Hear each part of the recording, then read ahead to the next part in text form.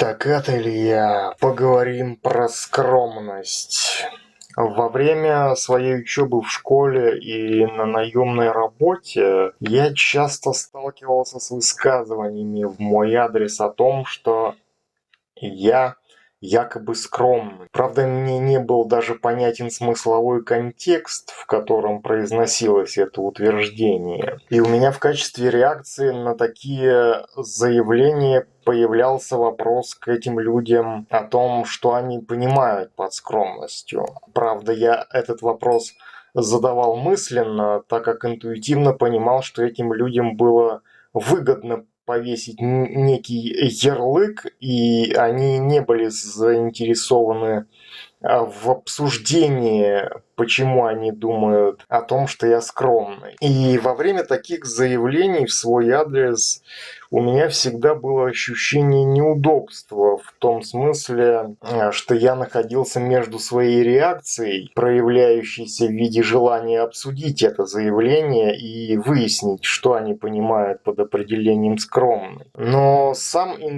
ситуативный контекст противоречил какому-либо обсуждению чего бы то ни было, потому как это были люди, просто оказавшиеся в той ситуации в силу обстоятельств, не связанных с их сознательным решением. Я обратил внимание, что меня так называли люди, склонные к коллективному инстинкту.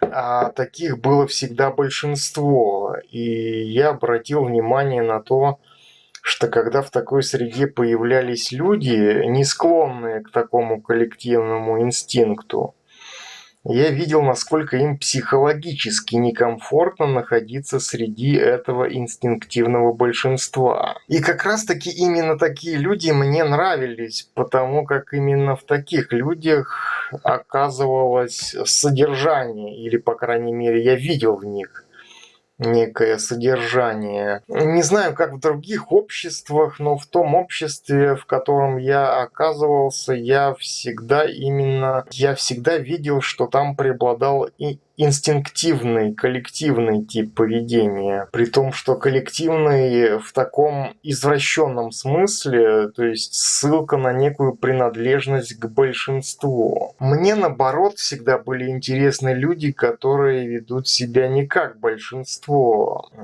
а которые выделяются своей индивидуальностью, вернее тем, что я воспринимаю как индивидуальность. Но, как показывает практика, таких людей абсолютное меньшинство, по крайней мере в моем обществе. Единичные случаи.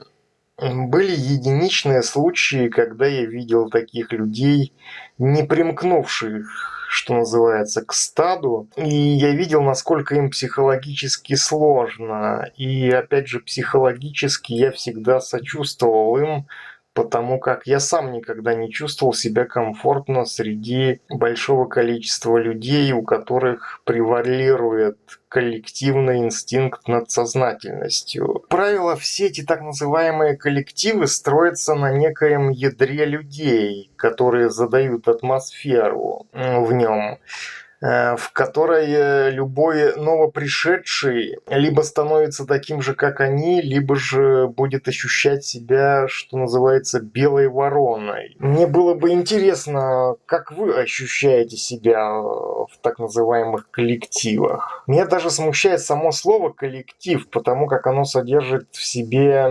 мерило самого себя. То есть оно по определению как будто бы не может быть плохим, так как это некое большинство, сформировавшееся за долгое время. И время — это то, что будто бы определяет его ценность изначальную. То есть априори коллектив означает то, что он базируется полностью на прошлом и как будто бы полностью исключает то, что некто новопришедший, более умный и креативный может его изменить. Хотя с точки зрения экономической целесообразности, возможно, это и не нужно, допустим, для владельца какой-нибудь фирмы, ведь он руководствуется именно экономической целесообразностью. В так называемых коллективах люди могут иметь высокое чувство собственной значимости, но как раз-таки им позволили ощутить собственную значимость, так как это экономически целесообразно для владельца организации.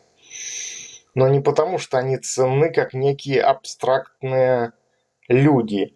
В этом смысле имеющие свой некий внутренний личностный стержень люди в этой ситуации только выигрывают, потому как у них есть возможность менять саму среду, а не подстраиваться под нее. Давление большинства.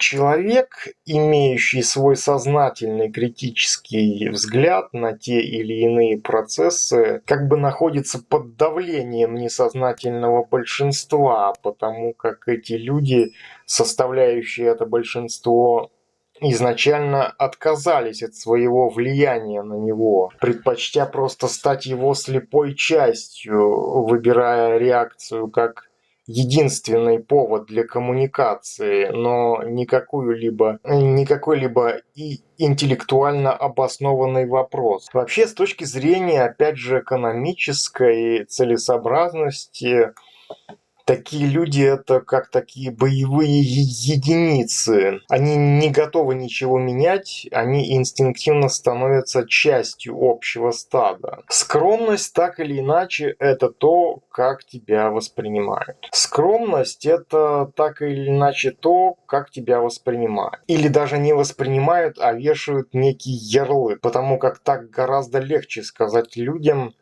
чье поведение строится на реакции, а не на сознательности. Я пробовал сам обсуждать с теми людьми это определение скромного человека, которое они применяли ко мне, но ничего внятного, поясняющего это утверждение с их стороны, я так и не услышал. Именно по причине того, что эти люди применяли ко мне это определение рефлекторно, не вкладывая никакого интеллектуально сформулированного смысла этого определения. Я испытывал чувство неудобства, потому как это звучало как некий вызов мне, но никакого обоснования с их стороны не следовало, что подтверждает их просто инстинктивную стадную реакцию на нечто непонятное для них, не вписывающееся в их коллективное сознание.